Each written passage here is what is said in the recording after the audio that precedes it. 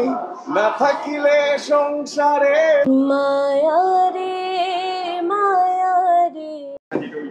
আমার কাছে মনে হয় কি যে ও আসলে শুধুমাত্র একটা গিফটেড আর্টিস্ট না, ও অনেক ইন্ডাস্ট্রিয়াস আর্টিস্ট। ও কিন্তু প্রচুর পরিশ্রম করে এবং আপনারা অনেকে জানেন কিনা জানি না, ও এখনো গান শিখে।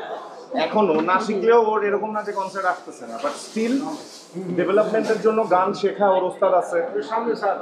হ্যাঁ, নতুন নতুন গানগুলা শোনা এবং গান নিয়ে কাজ করা, ও নিজের কম্পোজ করা কিছু গানও সে করে রাখছে। হোপফুলি সেগুলো সামনে রিলিজ হবে। নতুন কি কি গান আসছে, কি কি গান পাবে?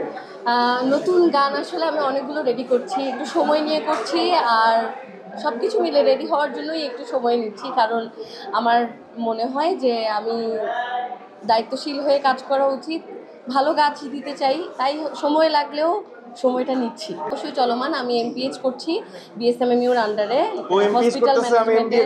ও এমবিএ করছে ঢাকা ইউনিভার্সিটি থেকে। আমরা আসলে দুইজন সারাদিন হয় পড়াশোনা করি, নয়তো ও অ্যাক্টিং নিয়ে কথা বলে, আমি গান নিয়ে কথা বলি, আমি ওরটা নিয়ে কথা বলি, ও আমারটা নিয়ে কথা বলে, এই আমাদের সংসার। আজকে দর্শকরা একটা গান শুনতে চাই। আজকে গান শোনাবো না প্লিজ। আচ্ছা ভাইয়া কি সিঙ্গার? আপুর গানটা আমি গাইলে নষ্ট হয়ে যাবে না? আচ্ছা, এটাই ভালো হয় মনে হয়, তুমি গাওয়া শুরু করো, তারপরে আমি তোমার সাথে জয়েন করবো। আজকে এটাই হোক। তুমি না থাকিলে সংসারে দুঃখ দিবা কারে রে, আছি বলে বোঝো না রে কত করি মায়া রে। এটা কি তুমি ইচ্ছা করে বললা? একদম ঠিক ধরছে। মানে ওর গাওয়া আমার পছন্দের। আমরা নিজের গান বলেন বলো। ইয়াতে তো যেটা তুমি জাতীয় চলচ্চিত্র পুরস্কার পাইলা, তোমার খুব পছন্দের গান। মায়া রে মায়া রে মায়া রে, তুই আমার সদাগর, তুই যে চোখের কোণের নাইয়া, হো নদীর জলে ফেললি ছায়া,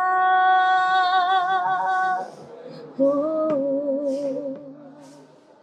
ঢেউয়ের সঙ্গে বাঁধিয়াছি এ প্রেমের কায়া, আমার বুকে ভাষা তুই নাইয়া,